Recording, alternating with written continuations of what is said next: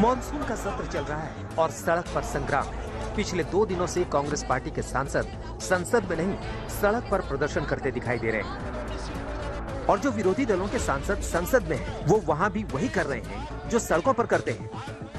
नतीजा ये हुआ कि इस सत्र के 8 दिन के अंदर 24 सांसद निलंबित किए जा चुके हैं।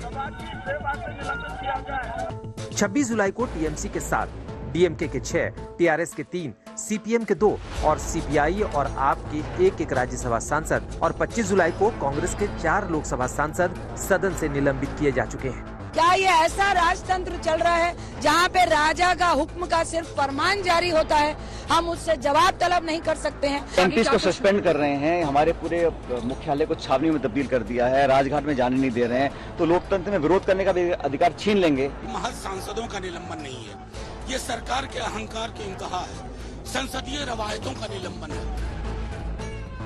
निलंबित सांसदों का आरोप है कि सरकार सदन में जनता के मुद्दों पर चर्चा करने नहीं दे रही और आवाज उठाने वालों को निलंबित कर दे रही है।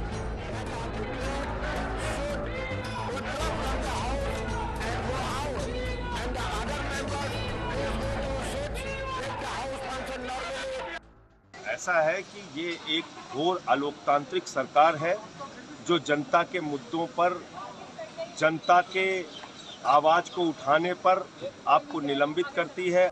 निलंबित सांसदों ने अब संसद भवन परिसर में गांधी मूर्ति के पास नॉनस्टॉप 50 घंटे के धरने का ऐलान किया है, जो शुक्रवार दोपहर 1 बजे तक चलने वाला है। इसमें 4 सांसद बारी बारी से धरना देंगे। ये Modi Shah model of democracy है। विपक्ष की बात न सुनो, अपनी बात कहो, मीडिया पर झूठे सच्ची बातें करते रहो। और आज वही हालत हो गई है जो जर्मनी में 39 से लेकर 41 तक के बीच में थी, जहां विपक्ष को खत्म करके कोई आंदोलन नहीं, कोई प्रदर्शन नहीं कर सकता।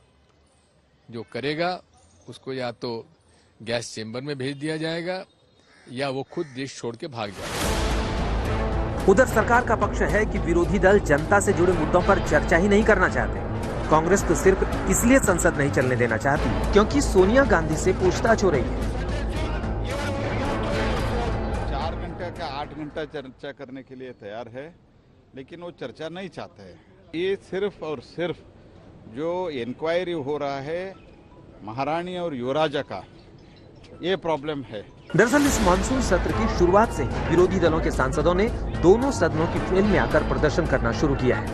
जोर जोर से नारे लगाए गए हैं, स्पीकर, डिप्टी चेयरमैन के चेहरे के सामने प्ले कार्ड दिखाए गए, कागज फाड़े गए, जबकि आसन से बार बार अनुरोध किया जाता रहा।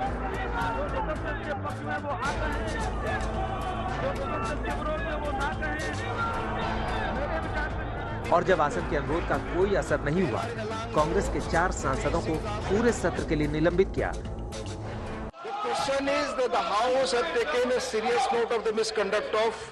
फिर राज्यसभा में भी उप सभापति हरिवंश ने भी सदन की गरिमा के खिलाफ व्यवहार कर रहे 19 सांसदों को एक साथ निलंबित कर दिया। शांता छेत्री जी, दोला सेन जी, शांतनु सेन जी, नदीमुल हक जी। संसद की कार्यवाही सुचारू रूप से चलाने के लिए दोनों सदनों के पीठासीन पदाधिकारी के पास किसी सदस्य के निलंबन का अधिकार होता है। Girirajan, please, who have entered the NR Elango, V Sivadasan, M Sammukham. Lok Sabha अध्यक्ष rules of procedure and conduct of business के रूल नंबर 373 के मुताबिक कार्यवाही में बाधा डाल रहे सदस्य को सदन से बाहर कर सकता है, और अगर कोई सदस्य आसन की आज्ञा नहीं मानता है तो लोकसभा अध्यक्ष रूल 374 और 374A का इस्तेमाल कर सकता है। इसी तरह राज्यसभा में भी रूल नंबर 255 के मुताबिक पीठासीन अधिकारी सदन के कामकाज में बाधा डाल रहे सदस्य को सदन से बाहर कर सकता है। और निलंबन की अधिकतम मियाद पूरे सत्र तक की हो सकती है। विपक्ष का आरोप है कि मोदी सरकार में विपक्षी सांसदों के निलंबन की कार्रवाई ज्यादा हो रही है, क्योंकि एक आंकड़े के मुताबिक मार्च 1989 से फरवरी 2014 तक 15 वर्षों में संसद में 4 बार सांसदों का निलंबन हुआ, जबकि सितंबर 2014 से जुलाई 2022 तक 8 वर्षों में ही 9 बार सांसदों का निलंबन हो चुका है।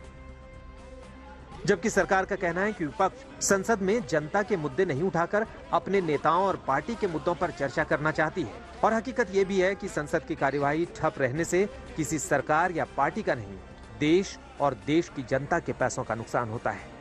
आज तक ब्यूरो।